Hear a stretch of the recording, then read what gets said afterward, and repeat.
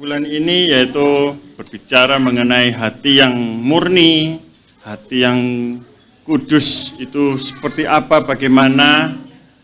Tetapi kalau saya tidak mau agak menjelaskan lebih lagi ya, karena saya sudah menjelaskan hati yang murni itu seperti apa. Bapak Ibu Saudara bisa melihat di tayangan YouTube hari Selasa 2 minggu lalu ya. Bagaimana saya menjelaskan hati yang murni itu apa, mengapa kita harus memiliki hati yang murni, dan bagaimana kita hati yang murni itu bagaimana ya. Dan siang ini kita mau belajar hati yang seturut dengan kehendak Bapa itu yang seperti apa, bagaimananya ya. Nah, memiliki hati yang murni itu adalah hati yang murni, hati yang bersih itu suatu keharusan ya, yang harus dimiliki oleh umat percaya. Hati yang murni itu harus kita miliki. Kita harus senantiasa memberikan sebuah atensi ya, sebuah perhatian yang khusus dan lebih untuk kita memperhatikan hati kita. Karena hati ini tidak ada yang tahu. Yang tahu itu hanya kita sendiri dan Tuhan yang tahu. Oleh sebab itu kita harus memperhatikan hati kita supaya senantiasa hati kita itu senantiasa murni, bersih adanya. Nah, kenapa? Karena apa? Karena di setiap hati, di setiap umat percaya itu, di dalamnya itu ada Roh Kudus. Dan di dalam umat percaya itu ada Roh Kudus dan ada kebenaran. Seperti siang ini adanya kebenaran yang ditaburkan ini ada, kita boleh meresapi ya, ya. Nah, setiap firman yang kita dengar, setiap firman yang nanti kita baca, itu boleh menjadikan kekuatan yang boleh mengubahkan setiap hati-hati kita. Ya. Kadang kalau kita, orang itu ya, manusia itu kan senengannya bertanya ya. Wah, kalau gitu, katanya di dalam umat percaya ada Roh Kudus, ada firman ya. Tapi kok ada aja umat orang percaya kok hidupnya kok seperti itu, seperti ini. Wah, ya. Kadang manusia itu senengannya kan bertanya-tanya ya. Hal-hal yang kadang yang nggak penting itu bisa dipertanyakan, dibuat sebuah pertanyaan ya. Mengapa kok orang itu katanya sudah percaya, kok masih aja seperti itu? Katanya ada Roh Kudus yang menjamahnya, tapi kok hidupnya, kelakuannya kok seperti itu, tidak mencerminkan hidup yang suci, hidup yang kudus, hatinya kok jahat gitu ya. Tapi percayalah, ketika orang itu menjadi percaya, itu ada Roh Kudus di dalamnya. Dan Roh Kudus itu akan menginsafkan, seperti di Yohanes 6 ayat 8 dikatakan, dan kalau ia datang, ia akan menginsafkan dunia akan dosa, kebenaran, dan penghakiman. Dan ketahuilah juga ketika kita mendengarkan kebenaran itu akan mengajar kita, akan menyatakan kesalahan, akan memperbaiki kelakuan dan mendidik kita. Seperti yang tertulis di dalam 2 Timotius 3 ayat 16, dikatakan segala tulisan yang diilhamkan Allah bermanfaat untuk mengajar, menyatakan kesalahan, memperbaiki kelakuan, untuk mendidik orang dalam kebenaran. Dengan demikian tiap-tiap manusia, kepunyaan Allah diperlengkapi untuk setiap perbuatan baik. Jadi inilah peranan daripada Roh Kudus dan kebenaran yang kita punyai. Roh Kudus itu akan senantiasa menginsafkan kita akan dunia, akan dosa. Dan yang kebenaran yang sudah kita terima, itu akan mengajarkan kita itu akan memberikan didikan bagi kita, itu akan menegur kita bahwa apa yang telah kita perbuat itu tidak lagi sejalan dengan apa yang menjadi kehendak Bapa. Kita ketahui bahwa adalah dosa itu adalah karena kita melakukan sesuatu itu tidak tepat pada sasaran. Itu adalah dosa. Dosa itu bukan karena kita mencuri, kita berbohong, kita berdusta, kita apa. Bukan.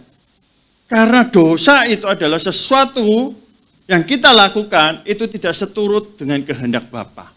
Itu sudah dosa.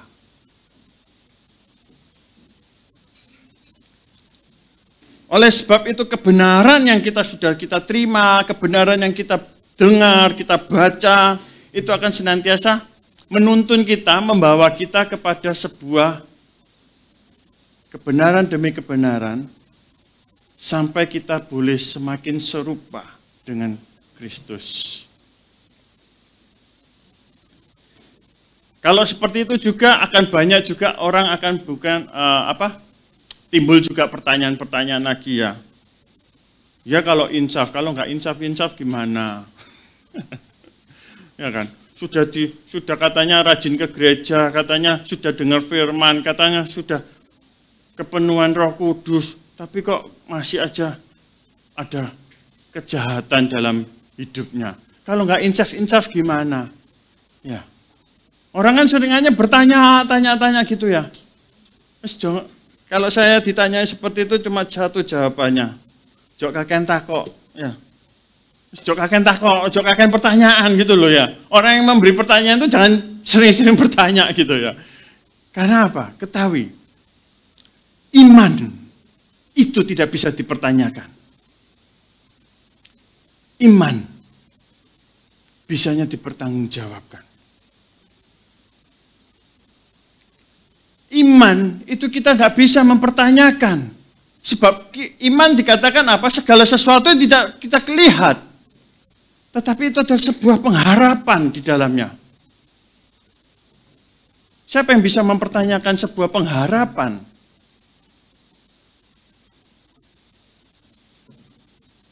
Kita sering akan mendapati orang-orang yang seringannya bertanya. Orang yang bertanya itu tingkat keponya itu tinggi, ya. Tingkat ingin tahunya tinggi. Tapi kalau sudah tahu, gak bisa melakukan. Tapi berbahagia ketika kita tidak banyak bertanya, tapi kita boleh beriman. Kita banyak beriman, kita banyak mengerti, tapi kita bisa melakukannya. Karena Tuhan juga gak bisa dipertanyakan.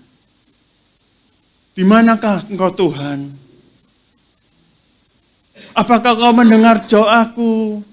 Tapi aku kok sudah berdoa 2 tahun gak engkau dengar, gak kau jawab. Apa kau dengar doaku? Mulai timbul pertanyaan-pertanyaan. Dan itu akan, ketika timbul pertanyaan, itu akan memperkecil iman. Ketika timbul pertanyaan, itu akan memperkecil iman. Iman kita akan semakin kecil karena pertanyaan-pertanyaan. Jadi jangan banyak lagi bertanya. Mulailah banyak mendengar. Mulai banyak mendengar. Mulai banyak tenang, diam. Nah, di dalam hadirat Tuhan senantiasa kita lebih banyak diam, tenang. Karena ketika kita semakin banyak bertanya, itu akan memperkecil iman kita. Akan memperkedil iman kita.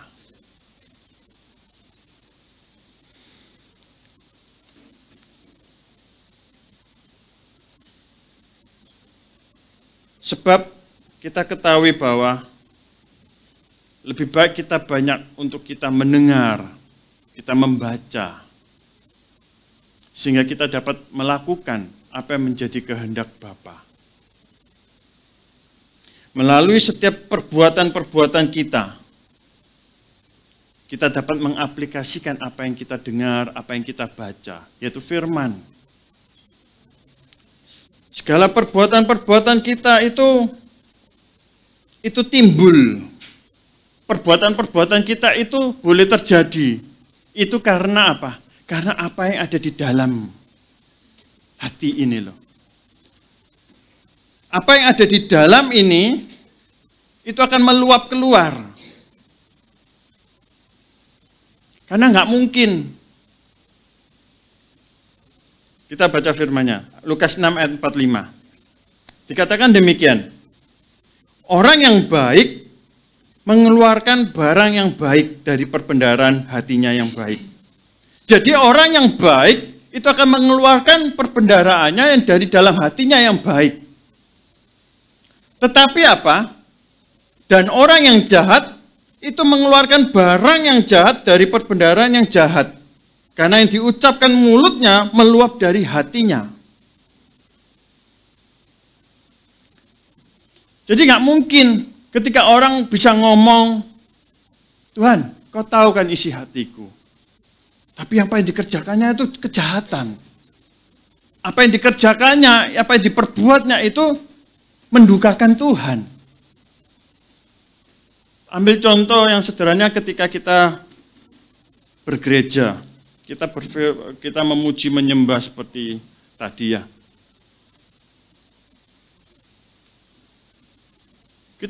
Kita menaikkan pujian.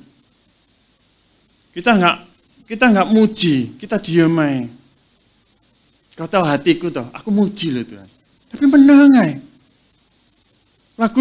Lagu praise, tepuk tangan, lipat tangan. Tuhan, aku ingin memujimu loh ya. Kau lihat hatiku. Aku sungguh-sungguh memuji menyembahmu. Ya. Tapi gak ada yang, tidak ada luapan. Mulut gak muji. Ya. Tangan gak ngapa-ngapain. Nah, ini apakah mencerminkan hatinya? Hatinya masih mungkin malu.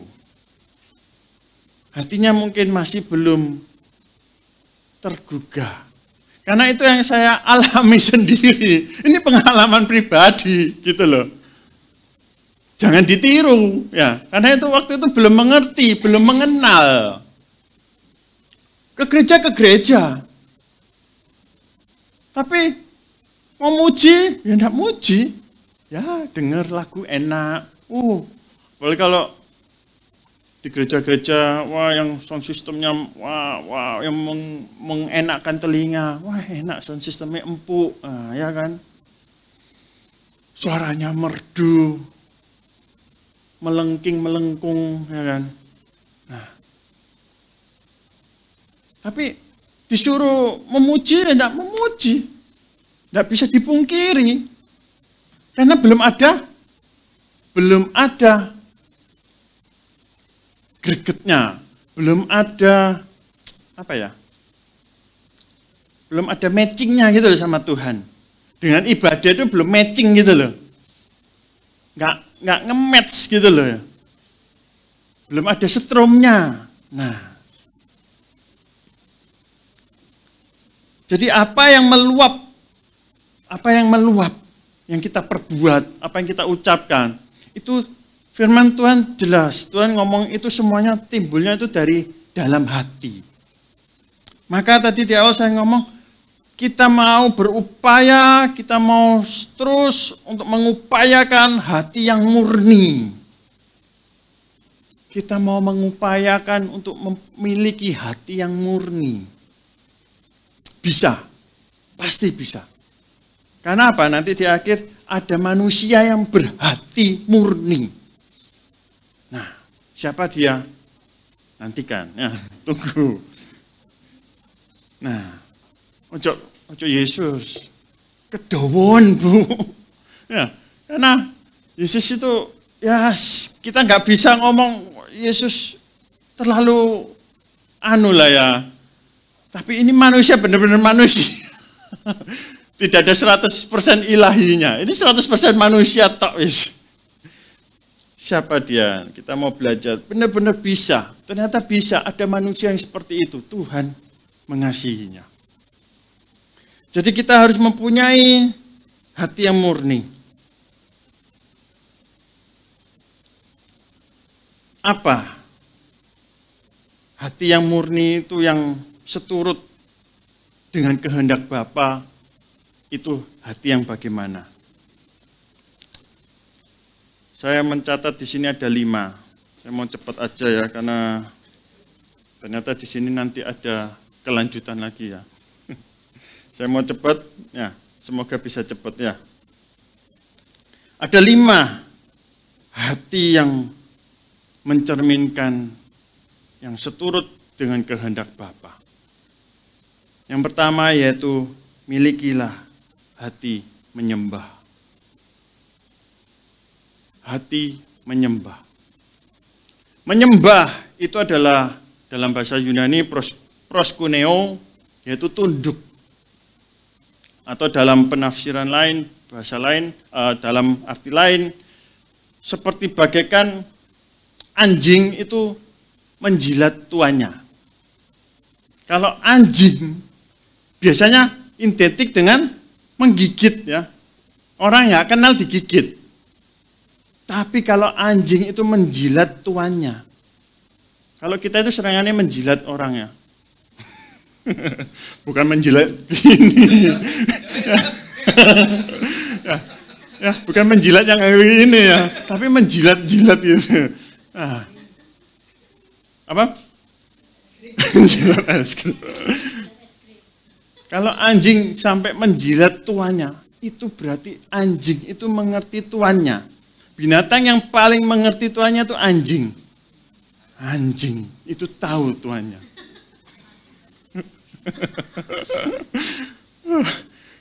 Ketika sehari aja ya, gak bertemu sama, saya dulu punya anjing, sekarang gak punya. Dulu tuh ada anjing itu, memang anjing saya waktu itu dekatnya tuh sama kakak saya. Ketika kakak saya itu pergi terus pulang, anjing itu girap-girap mendekati tuannya, ngerti. Ya. Tapi kalau saya mendekat, digigit. Saya pernah sampai dicatek apa wis pernah. Nah, kalau sama tuannya, dia bisa mengerti, dia tahu baunya, dia tahu, ya kan? Dia tahu sampai dia lompat, kalau lihat juga di tayangan-tayangan YouTube atau apa, wah, sampai kalau dia senang itu apa? Buntutnya, ekornya, tuk ya. Terus dia juga menjilat-jilat ini, ya, mukanya apa? Bagaikan seperti itulah. Kita mau menyembah, kita memiliki hati menyembah. Kita mau bukan menjilat Tuhan, tapi kita benar-benar memiliki sebuah hubungan, kedekatan dengan Tuhan. Menyembah itu memiliki sikap hati yang tunduk, hormat, menghargai Tuhan. Tapi ironisnya, menjelang hari Tuhan ini, akan banyak orang tidak lagi menghargai Tuhan. Tidak lagi mau tunduk pada Tuhan. Sudah tidak lagi menghormati, menghargai Tuhan. Ambil contoh, kita beribadah, lagi nyanyi-nyanyi, telepon, oh ada telepon. Nah, kita menerima. Ya. Seolah-olah apa? Yang nelpon ini lebih penting daripada Tuhan. Ya kan? Seolah-olah yang nelpon ini lebih penting daripada Tuhan. Bagaimana kita bisa menghargai? Otomatis kita menghargai yang nelpon ini dong. Ya kan? Mana sing telepon? Sayang. Waduh, sayang. Ya. Mana sing nelpon? Bos. Nah, ibu bos. Waduh. Nah, seolah-olah yang nelpon ini lebih penting daripada Tuhan. Kalau kita menerima yang nelpon, otomatis kita menghargai dong yang nelpon ini, ya kan? Wis ditelepon lo, mosok nggak diangkat. Gitu. Kita lebih menghargai yang nelpon tadi lah, daripada kita padahal sudah connect sama Tuhan. Saya Tuhan, nak telepon. Halo. Iki tugasnya ke rumah Mariam balik. Oh iya Pak, iya. Saya Tuhan, aku diteluk. Mulai ngacir. Panggilan. Ya. Itulah. Kita ironisnya hari-hari ini orang akan semakin disibukkan, orang akan semakin mencari kepuasan itu di luar hadirat Tuhan. Karena sudah tidak lagi mengerti arti kata hati menyembah itu bagaimana. Seolah-olah Tuhan kita bisa nego, nanti malam saya akan beribadah. Sudah, nanti jangan pagi ini, malam lah. Di rumah saya bisa, mungkin bisa YouTube, bisa apa. Kita mulai nego dengan Tuhan.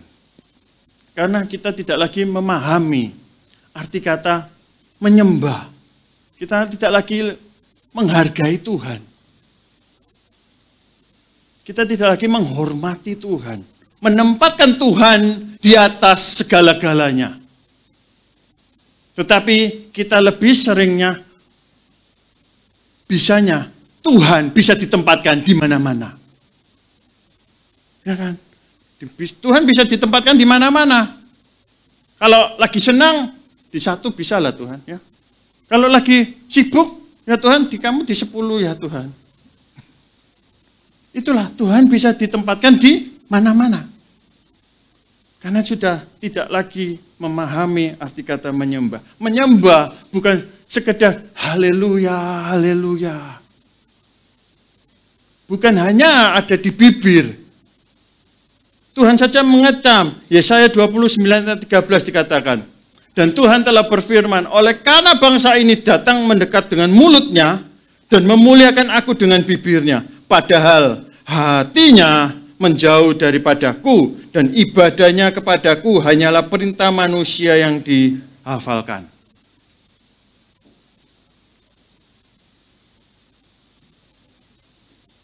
Melantunkan pujian hanya karena sudah hafal.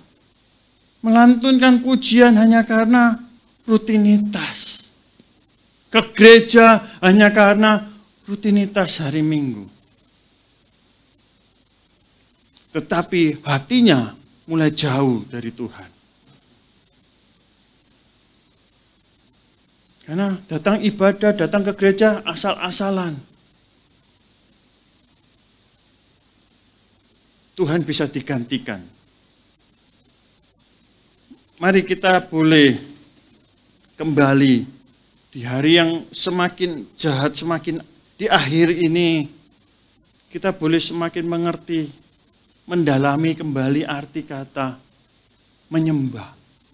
Yaitu kita benar-benar kita mau tunduk, kita mau menghargai, menghormati Tuhan adalah segala-galanya. Tuhan prioritas nomor 1. Ketika kita dapat memprioritaskan Tuhan, maka Tuhan akan memprioritaskan kita. Amin. Jangan sampai ketika kita ketemu Tuhan, saya nak, aku saya buka WhatsApp ya. Akeh sing WhatsApp aku. Ya. Saya nak tenono, aku saya TikTok kan iki. Waduh Tuhan TikTok kan. Ojo sampai ketika Tuhan kita ketemu Tuhan saya aku cek reuni. Tuhan cek reuni. Kita mulai bukan lagi dok aku nggak mengenal kamu, enggak. Tuhan jawab aku WhatsAppan, saya sibuk aku. Waduh. Ya. Tuhan membalasnya seperti itu. Gimana kalau sebaliknya dia lakukan seperti itu? Kita nggak enak kan? Menunggu itu kan nggak enak. Jangan biarkan Tuhan menunggu. Tuhan itu sudah mengetok-ngetok di depan pintu hati kita. Tapi sering kali kita nggak mendengar ketukan Tuhan itu. Ya. Itulah, Bang, jangan sampai ketika kita ketemu Tuhan, Tuhan masih menyibukkan dirinya dengan kesibukannya sehingga kita dibiarkan. Mari kita mau merespeki kembali. Kita mau menghormati Tuhan. Menghormati Tuhan. Memprioritaskan Tuhan. Yang kedua, hati yang bagaimana yang mau dibentuk Tuhan seturut dengan kehendaknya. Yaitu hati hamba. Nanti ketika kita bicara hati-hati ini ada 5 hati yang saya mau sampaikan. Di situ kalau mau saya jabarkan itu banyak, nggak cukup waktu. Saya diberi waktu 2 jam ini nanti ngomong nggak cukup ya. Jadi itu saya hanya menyimpulkan sepintas-sepintas yang penting. Tetapi nanti ketika Bapak Ibu Saudara bisa mendapatkan sesuatu di luar, itu adalah merupakan implikasi atau sebuah hal-hal yang mengenai hati-hati yang nanti kita mau sampai belajarkan ini. Yang pertama tadi hati menyembah. Yang kedua hati hamba. Hati hamba. Ini pun juga seringkali mulai pudar. Manusia sudah tidak lagi mengerti arti kata hamba. Karena sudah sok-sokan menjadi anak. Ya. Seorang anak pun kita diangkat dari seorang hamba menjadi anak. Justru itu seorang anak itu justru mempunyai sebuah tanggung jawab yang lebih besar. Bukan semakin semena-mena. Bukan semakin kurang ajar. Dulu seorang hamba itu nggak tahu apa yang menjadi kehendak tuannya, keinginan tuannya nggak tahu. Tetapi ketika kita menjadi anak, kita semakin tahu apa yang menjadi kehendak Bapa kita. Itu tuntutan yang lebih tinggi. Kita sudah mengerti kode-kode dari Bapa kita. Kalau Bapak wis mulai ngene mengkerik, ngerti tandanya apa? Ya. Kedipis sekali wis ngerti. Kedipis 2 kali wis ngerti.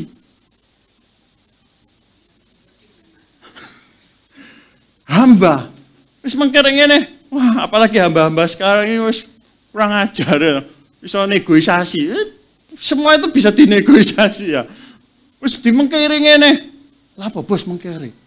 Ngamuk tak? Ojo ngamuk-ngamuk. Mulai. Ya.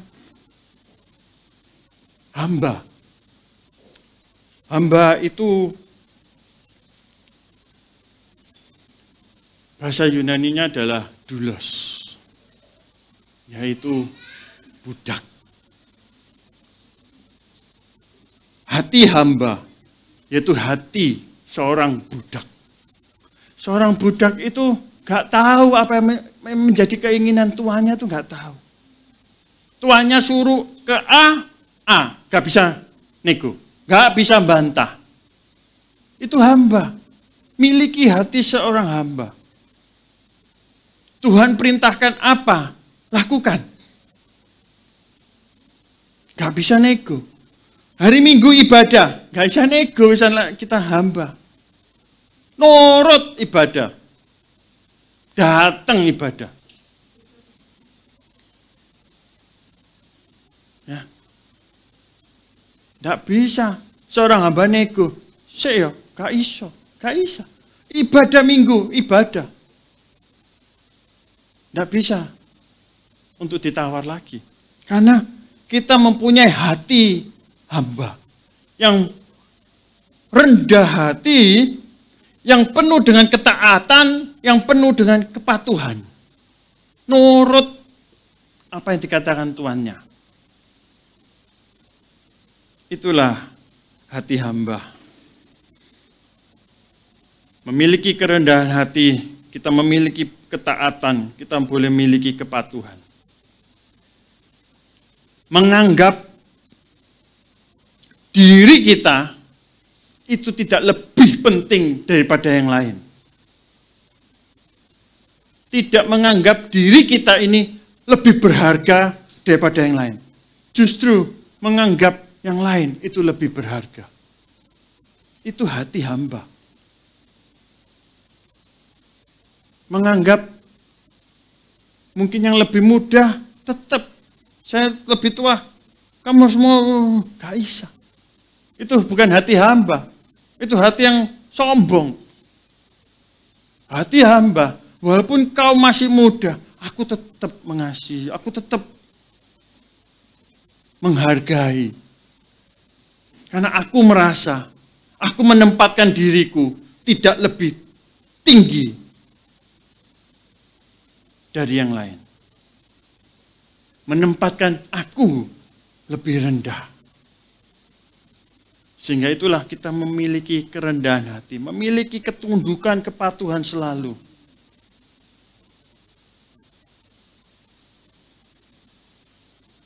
Wah, aku lebih tua, harus kamu hormati.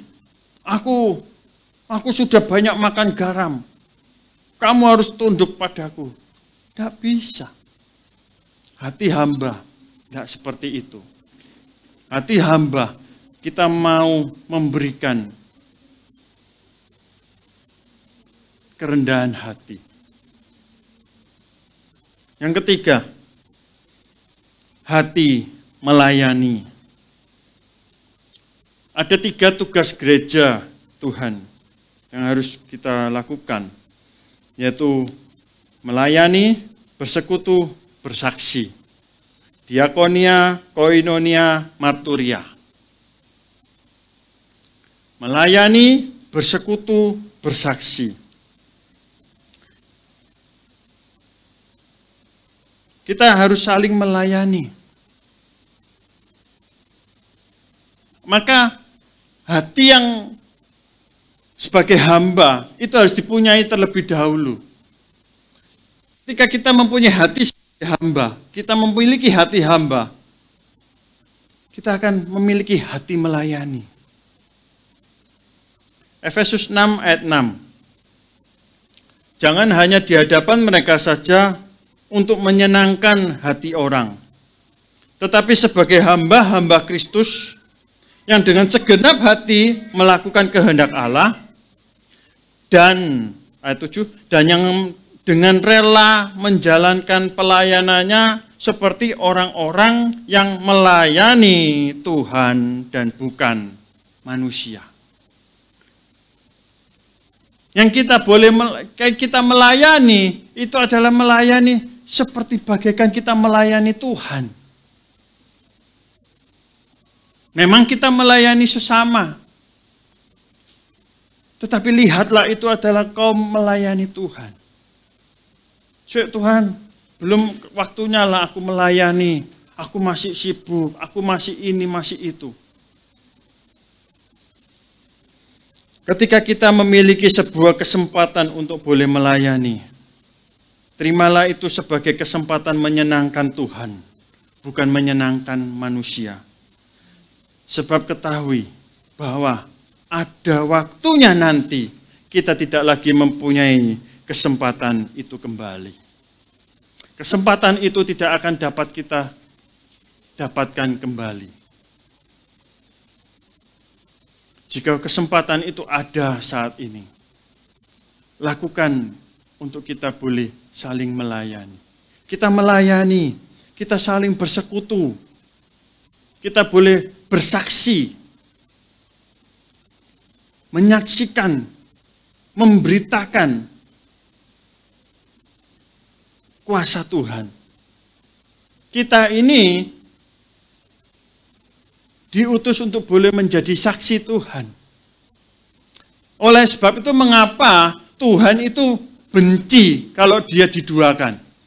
Tuhan itu benci kalau dia tidak diandalkan. Seperti Selasa waktu itu, Selasa kemarin saya juga menyampaikan bahwa apa? Selasa yang kemarin sih ya.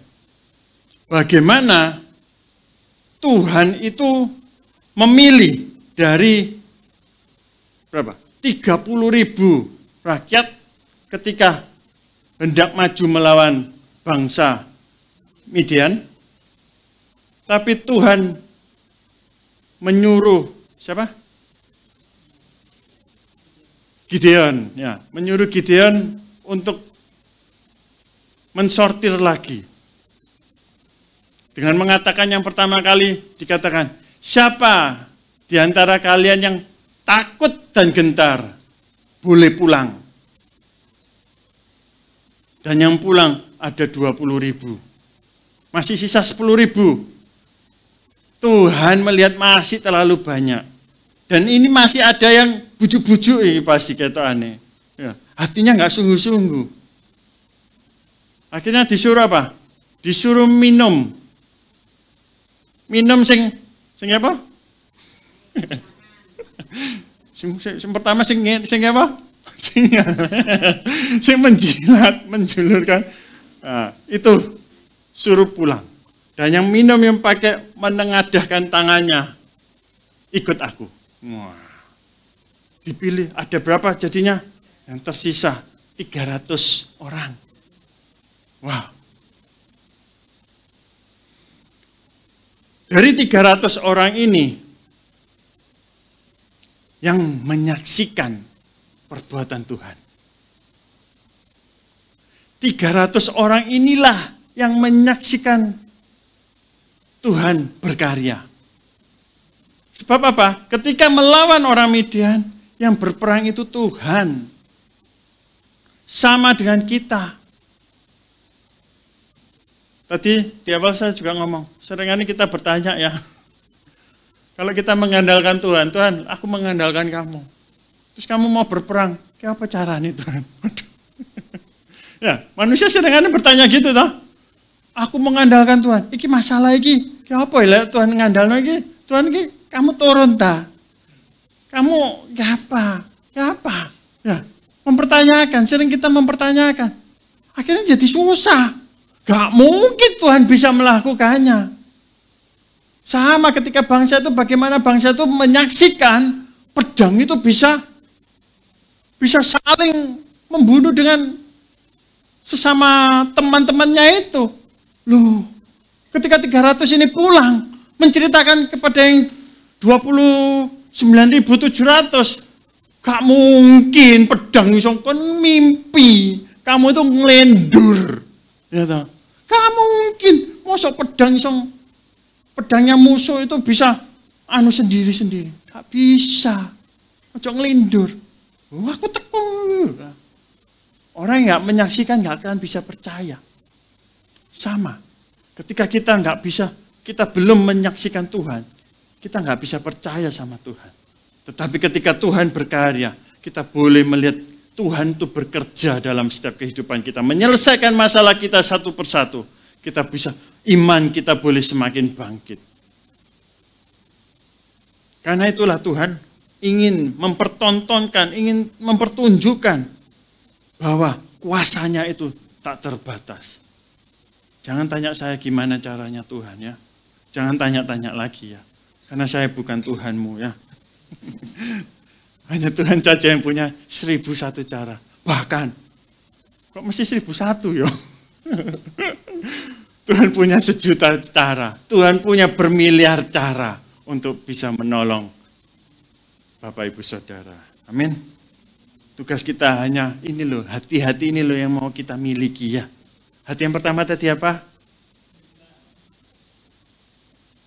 Saya nggak tanya. Saya tanya. Hati yang kedua? Yang ketiga? Nah, yang keempat? Hati mengasihi. Wah. Angel-angel ya, empat. Sampai 4 ini. Hati mengasihi. Waduh. Angel. Siji. Angel. Loro. Angel. Telu. Ik papat mana? Tambah angel. Angel wis angel ya. Hati yang mengasihi.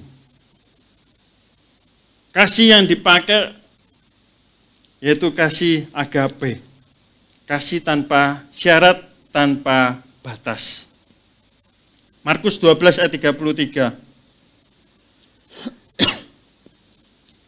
Memang mengasihi dia dengan segenap hati dan dengan segenap pengertian dan dengan segenap kekuatan dan juga mengasihi sesama manusia seperti diri sendiri adalah jauh lebih utama daripada semua korban bakaran dan korban sembelihan. Mengasihi Tuhan dengan segenap hatinya, tanpa syarat. Tuhan, aku mengasihimu kalau kamu mau melakukan ini. Tuhan, aku mengasihimu kalau kamu bisa menyelesaikan masalahku ini. Oke, tak selesai masalahmu iki ya. Ya. Ono masalah lainnya kan ojo ngoleh aku. Ya apa? Mengasihi Tuhan karena ada maunya. Mengasihi Tuhan karena ada kepentingan. Mengasihi Tuhan tanpa syarat. Mau Tuhan tolong, nggak tolong, aku tetap mengasihi Tuhan. Karena nggak mungkin Tuhan nggak tolong. Ya. Jadi jangan ngomong, mau Tuhan nggak tolong atau tolong, aku tetap mengasihimu. Enggak, jangan ngomong, mau Tuhan nggak tolong. Tuhan selalu menolong. Tetap mengasihi Tuhan. Apapun kondisi kita. Jadi kasih agape itu adalah kasih yang unconditional. Tidak yang ada batasnya, tanpa syarat. Begitu juga ketika kita mengasihi sesama. Seringkali mungkin ini saya yang sering mendengar ya. Atau saya sendiri yang seringannya seperti itu. Nah, manusia, apalagi laki-laki, itu akan cenderung memakai logika. Ya, logika, tapi kalau biasanya yang perempuan menggunakan perasaan. Jangan main perasaan loh ya. Nah, dalam hal mengasihi dan juga berkaitan ya, otomatis kalau mengasihi kita memberi ya, kita memberikan sebuah waktu, memberikan sebuah hal apapun ya, tenaga, uang ya kan, atau memberikan apapun, bantuan apapun. Seringkali kita juga mendengar kata-kata seperti ini. Ketika engkau memberi, ketika engkau mengasihi, memberilah dan mengasihilah dengan hikmat. Ada pernah dengar nggak? Atau lalu dikeluarkanlah sebuah ayat. Cerdiklah seperti ular, tuluslah seperti merpati. Pernah dengar itu? Terus dikaitkan dengan memberi, dengan mengasihi. Atau saya saja yang mendengarkan seperti itu? Ya, pernah mendengar seperti itu? Pernah ya? Jadi kalau kita memberi, kita mau mengasihi, itu cerdik-cerdiklah seperti ular. Dan kalau memberi itu tuluslah seperti merpati.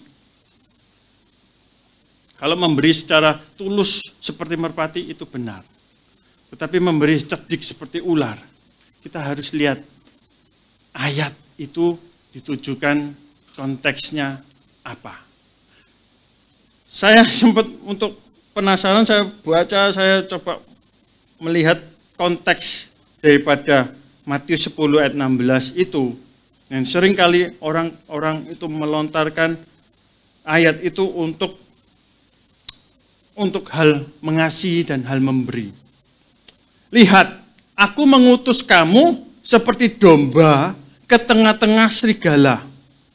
Sebab itu, hendaklah kamu cerdik seperti ular dan tulus seperti merpati. Di awal-awal ini dikatakan, lihat, aku mengutus kamu seperti domba ke tengah-tengah serigala.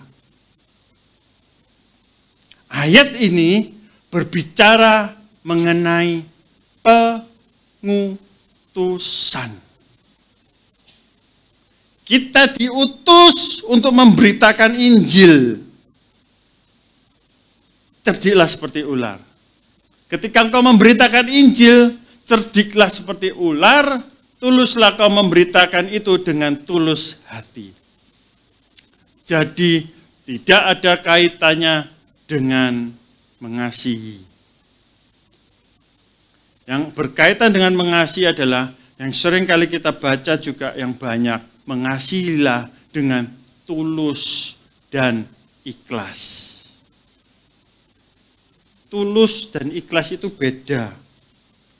Tulus itu koncone bulus. Ya.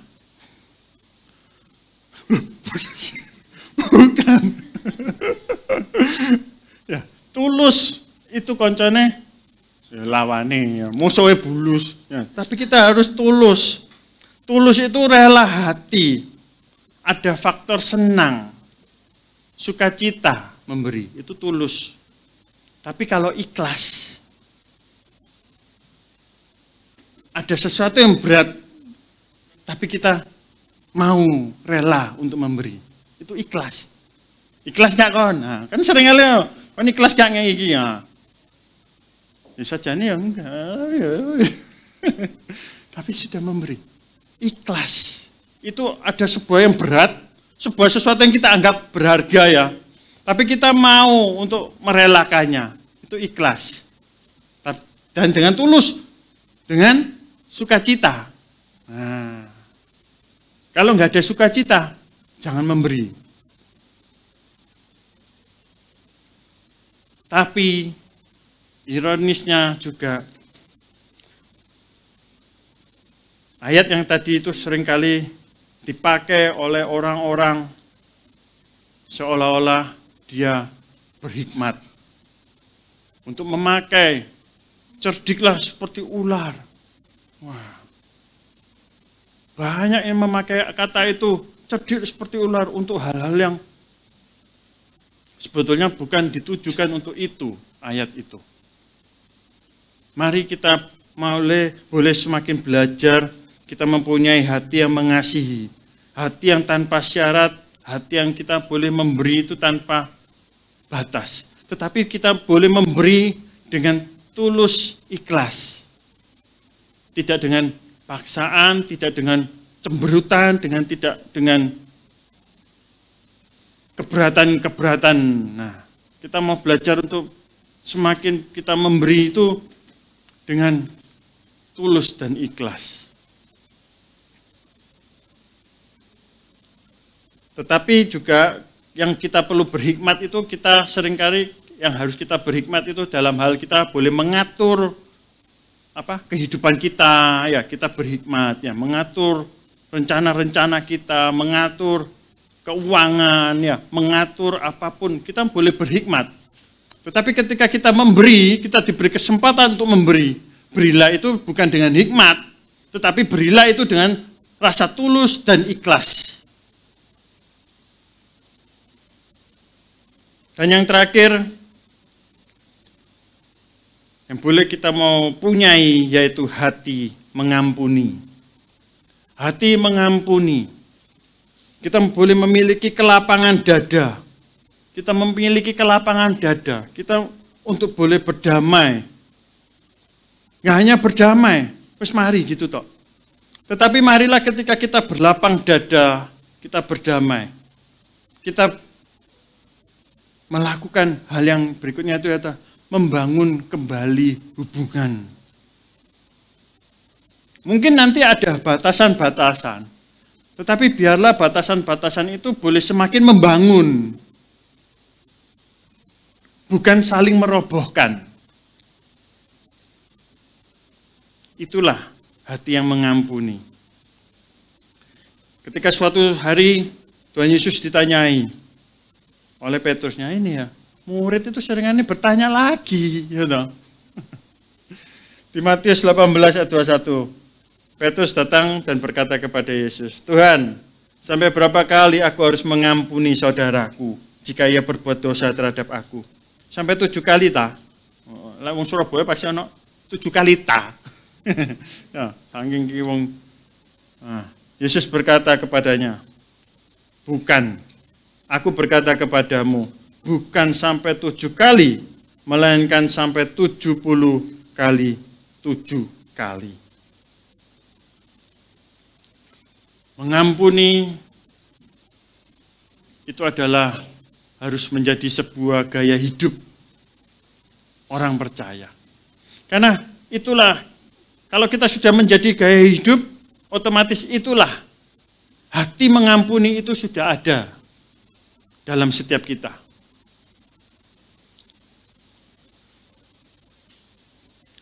Mengampuni itu bukan untuk kebaikan orang lain, tetapi mengampuni itu pikirkan, itu untuk kebaikan kita sendiri kok.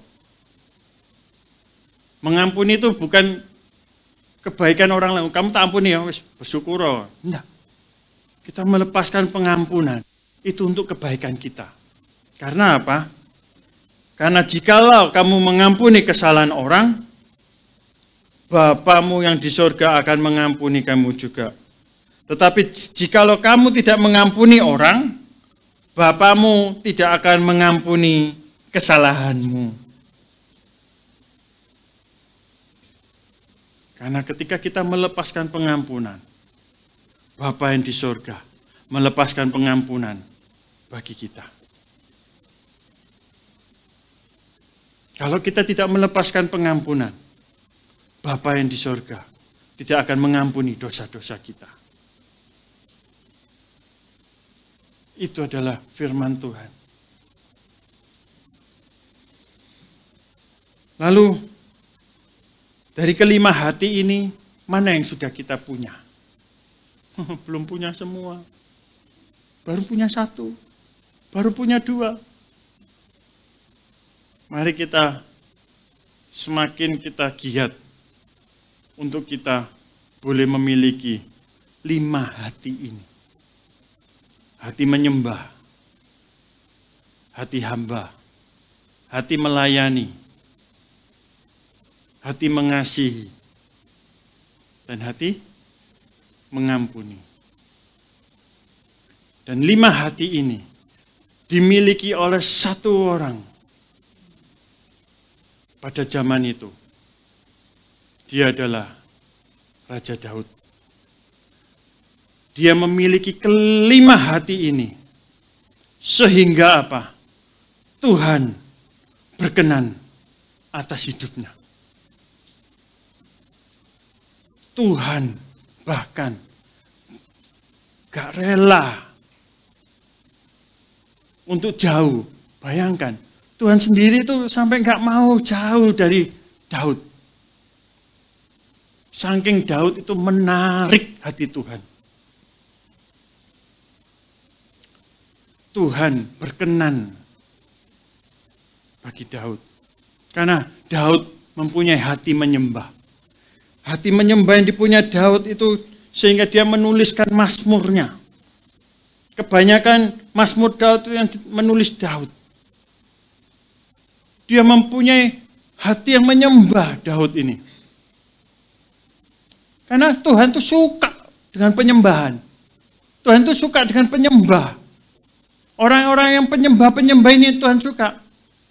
Ya kan? Seperti dalam Yohanes dikatakan, yang kucari adalah penyembah-penyembah yang benar. Penyembah-penyembah benar dalam roh dan kebenaran. Ini yang dipunya Daud. Daud mempunyai hati menyembah. Daud itu hormat sama Tuhannya. Dikit-dikit lapornya sama Tuhan. Dikit-dikit ada masalah lapornya sama Tuhan. Hati Daud itu melekat sama hati Tuhan. Daud itu mengandalkan Tuhan 100%. Melawan Goliat yang diandalkan Tuhan. Ini hati menyembah. Hati hamba, wah jelas, kelihatan hati hamba Daud. Dia tidak merasa dirinya orang pilihan. Dia tetap menempatkan dirinya di bawahnya Saul. Walaupun Saul tetap menjadi raja, Daud sudah diurapi Samuel. Daud tetap menempatkan dirinya di bawahnya Saul. Adanya hati hamba. Hati melayani. Disuruh mengantarkan makanan ke saudara-saudaranya yang menghina dia, dia tetap melayani saudara-saudaranya. Melayani. Dengan setulus hati, dengan rendah hati, Daud tetap melayani. Hati yang melayani, rendah hati, dipunya Daud. Hati mengasihi. Betapa dia mengasihi Saul. Kalau kita aja, wes ada orang yang menyakiti kita. Waduh, nonton orang ini wes kudu tak lenyapkan kamu dari muka bumi ini. Waduh, ya. Tapi Daud mempunyai hati mengasihi. Daud yang mau dibunuh oleh Saul pun, Daud mengasihi. Tetap mengasihi Saul.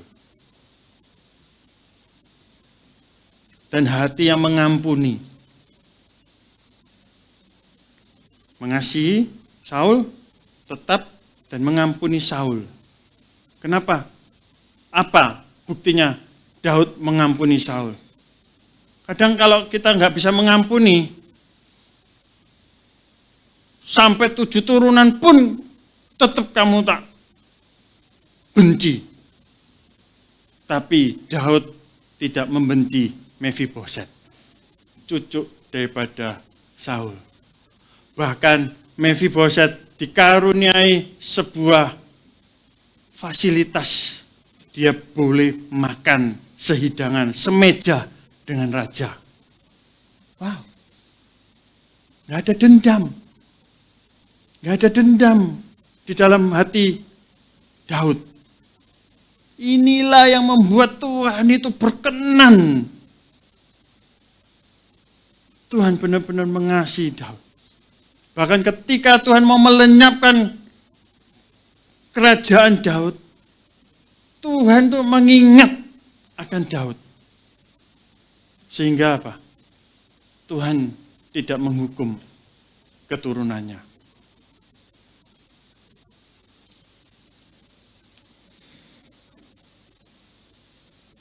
Mari kita mau belajar seperti Daud.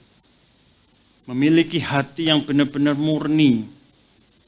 Kita mau meresponi apa yang menjadi kehendak Tuhan.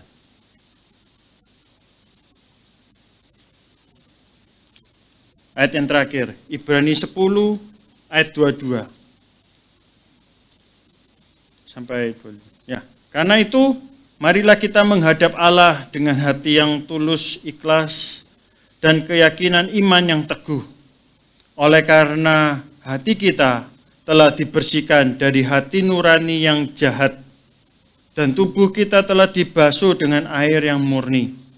Marilah kita teguh berpegang pada pengakuan tentang pengharapan kita, sebab Ia yang menjanjikannya itu setia. Dan marilah kita saling memperhatikan, supaya kita saling mendorong dalam kasih dan dalam pekerjaan baik. Janganlah kita menjauhkan diri dari pertemuan-pertemuan ibadah kita, seperti dibiasakan oleh beberapa orang. Tetapi marilah kita saling menasehati dan semakin giat melakukannya menjelang hari Tuhan yang mendekat. Seberapa banyak waktu hari-hari ini yang kita buang. Dalam sehari kita mempunyai waktu 24 jam. Kita bekerja antara 8 sampai 10 jam. Katakanlah 8 sampai 12 jam. Kita beristirahat 6 sampai 8 jam. Masih ada sisa waktu sekitar 4 sampai 6-8 jam. Dari sisa waktu itu, seberapa banyak mau kita berikan untuk Tuhan?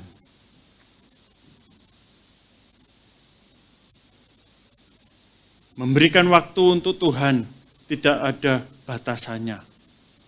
Tetapi kita mau semakin giat menjelang hari Tuhan yang semakin akhir ini. Karena kita akan semakin banyak disibukkan dengan segala aktivitas kita di luar hadirat Tuhan. Karena iblis ingin sedang mencuri hadirat Tuhan. Jangan sampai hadirat Tuhan itu dicuri dan waktu kita akan semakin terbuang dengan kita semakin menjauh daripada pertemuan-pertemuan ibadah seperti saat ini. Tuhan Yesus memberkati.